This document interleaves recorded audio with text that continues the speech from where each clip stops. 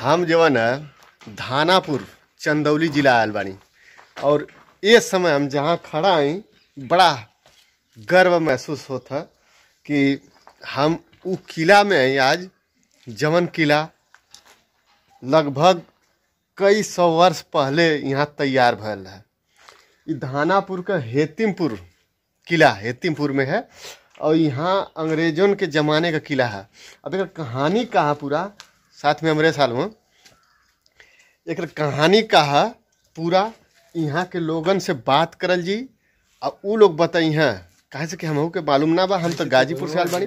तो मालूम चली। एक बाद जो है ना बात कर जी विचार यहाँ के ले आयल जी आपके जो है ना अंगारा लाल चैनल पर पूरा डिटेल यहाँ के मिली और काफ़ी सुंदर देखत वालों ना सीढ़ी मतलब नीचे से ऊपर अमन का घूम घनी जा पता न चला था कि केहर से घुसत ही जा केहर से निकलत जा। इतना सुरंग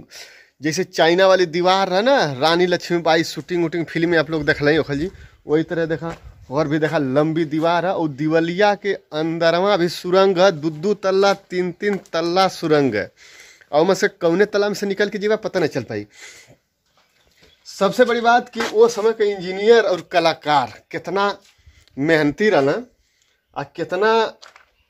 वो समय भ्रष्टाचार साफ साफ लौकत है एक किला के देखने के बाद। अर्थात कई सौ बरिस पहले का बनल किला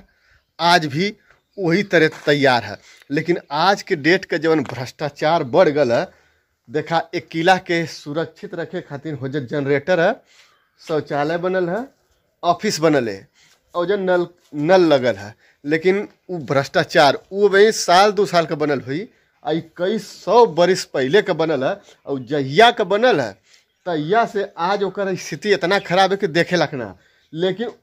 जहिया बनल हुई तहिया वो किला जो है बगल वाला आई चाहिए जहाँ खड़ा है ये किला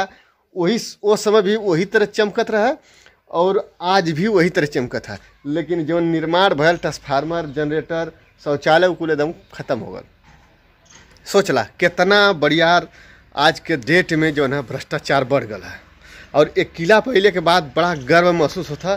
कि सोचे पे मजबूर आदमी हो जाता कि कितना मेहनत करके वो समय का बनल है, कितना दिमाग लगा कि उस समय कितना कलाकार रहा है, कैसे बनौले रहा है, बड़ी सोचे वाली बात है। सीढ़ी हम तो लोग के दिखा थी एक दिखाई सुरंग दिखाई सीढ़ी उधर 2 तल्ला 3 तल्ला हाई देखा मुखी मतलब ऐसा ही कई जगह से जो है बनल है कि गजब निर्माण करता उस समय का और आज भी जस का तस पड़ल है। यहाँ है भाई सरकार का विशेष रूप से ध्यान ना हो जो लिखल है श्याम पट्टी एक हो जो लिखल है साफ साफ कि 100 मीटर के इर्द गिर्द जो है कौनो निर्माण ना हुई, लेकिन देखाओ 100 मीटर से कम दूरी पर पक्का मकान बन जाता है चारी ओर। तो ये कुल बड़े शर्म का बात है कि यहाँ का इतना पुरान तत्व जो है ना इतिहास है, इतिहास के सब मिटावे की कोशिश में लग गया है। अगर इतिहास रही तब वह इतिहास सब पढ़ी आ इतिहास के पढ़ के जो है ना कुछ सीख ले आ कुछ जो है ना अपने समाज में जो है ना अच्छा सुधारे के प्रयास करी। तो दोस्तों